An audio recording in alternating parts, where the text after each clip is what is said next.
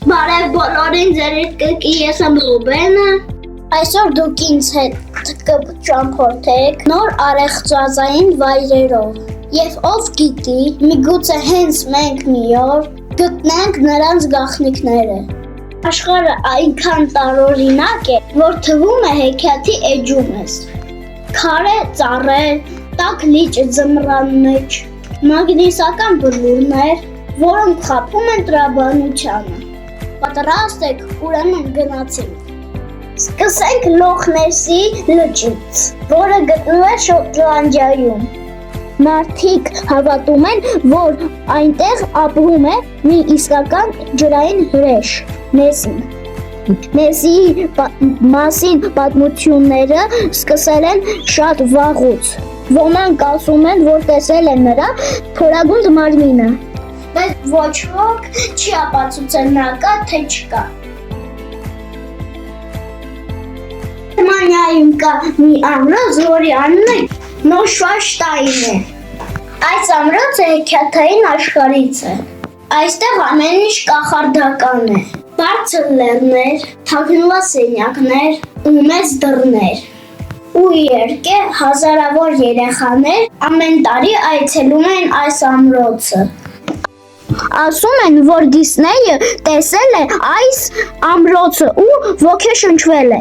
և ստեղծել է իր մուլտֆիլմների կախարդական դղյակները։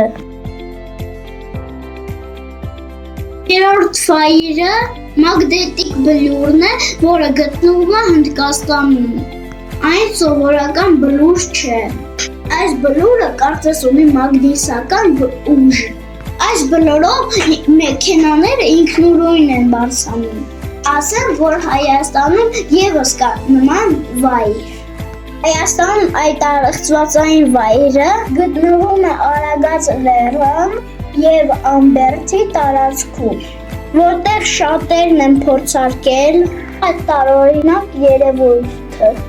ինչպես նաև մեզ հայտնի Ռուբեն Եսայանը։ Երեխաները գալիս են այստեղ տեսնելու, արդյոք դա իրական մոգություն է, թե պարզապես խաբկանք։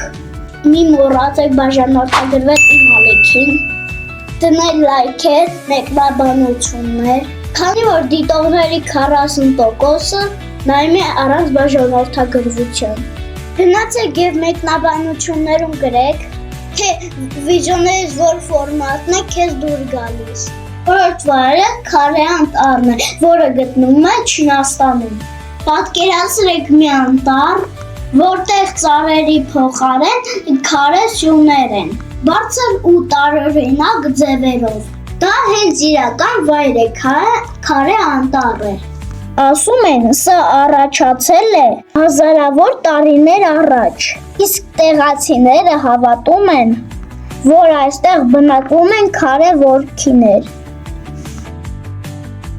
Իսկ գիտեք, որ Հայաստանում ևս կա քարե անտառ։ Այն գտնվում է Գորիս քաղաքում։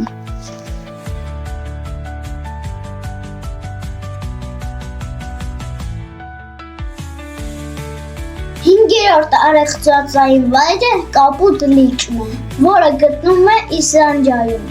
Պատկերացրեք մի կախարդական վայր, ցրտի ու գոլոշու մեծ։